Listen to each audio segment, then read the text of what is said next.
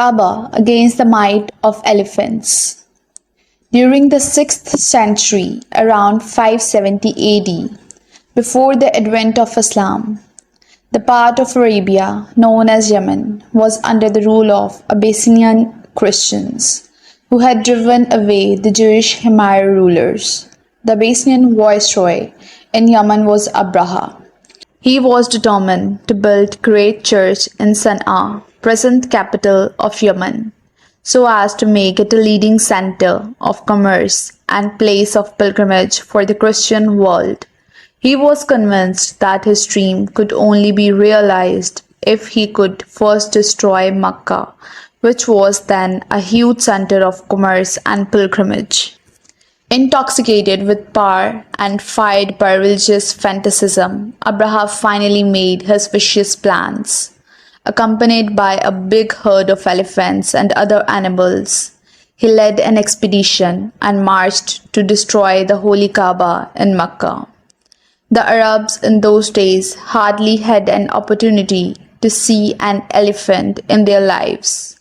Hence, the army of Abraha is described in history as Ashabul Fil, the army with elephants. Abraha camped his army on the outskirts of Mecca, preparing to attack and destroy the Holy Kaaba. During the course of preparation, his army stole some 700 camels belonging to Abdul Muttalib, the grandfather of the Holy Prophet sallallahu alaihi wasallam. The camels were grazing in the open fields outside the city. Abraha sent a message to Abdul Muttalib, who was the supreme chief of Mecca, informing him his intentions of destroying Holy Kaaba. Abdul Muttalib replied that he would meet Abraha in person and talk to him. When he approached the invading army's camp, he was received respectfully and given an honorable seat near Abraha. As the two men talked, Abdul Muttalib said that he had come to complain about Abraha's army of stealing his camels. Abraha answered, "I have come here to conquer Mecca, your place of worship, and you worry about your camels?" Abdul Muttalib replied, "I am the owner and responsible for the camels, so I have come for them. The Kaaba belongs to God, and it is the concern of the owner of that house whether to save it or not."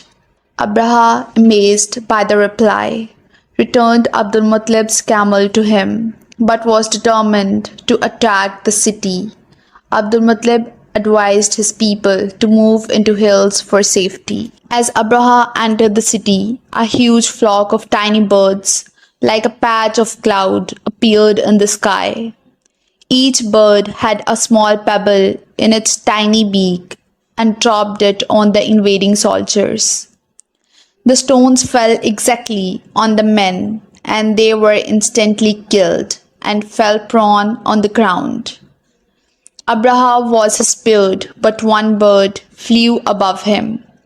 The king asked him what kind of birds had acted so miraculously. Abraha raised his eyes to the sky and saw the bird and pointed out it to the king. The bird dropped the stone and Abraha was instantly killed. After the miraculous event, Abraha's army was found lying on the ground as bits of some withered and crunched grass rendered useless for any purpose. Is this event not a clear miracle proving the sanctity of the Kaaba and the people who were truly attached to it, such as Abdul Muttalib and the people of his house? Had he not shown his utmost confidence in Allah as the real protector of the holy shrine and guided his people to safety, they would have perhaps bowed down to might and pomp of Abraha and made a truce with him. Consequently, the history of Mecca and the holy shrine as well as the glory of Islam would have been different. Another important lesson to draw from this event for men of all ages is that A man intoxicated with power can prepare armies and armaments against God's holy plan.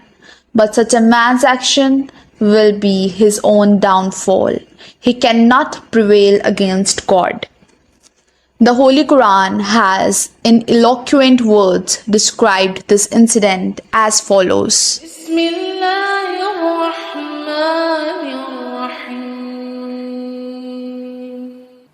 ألم تر كيف فعل ربك بأصحاب الفيل ألم يجعل كيدهم في تضليل وأرسل عليهم طيرا أبابيل ترميهم بحجارة من سجيل فجعلهم كعصف مأكول. Have you not considered how your Lord dealt with the companions of the elephant? Did he not cause their war to end in confusion and send down to prey upon them birds in flocks, casting against them stones of baked clay? So he rendered them like straw eaten up.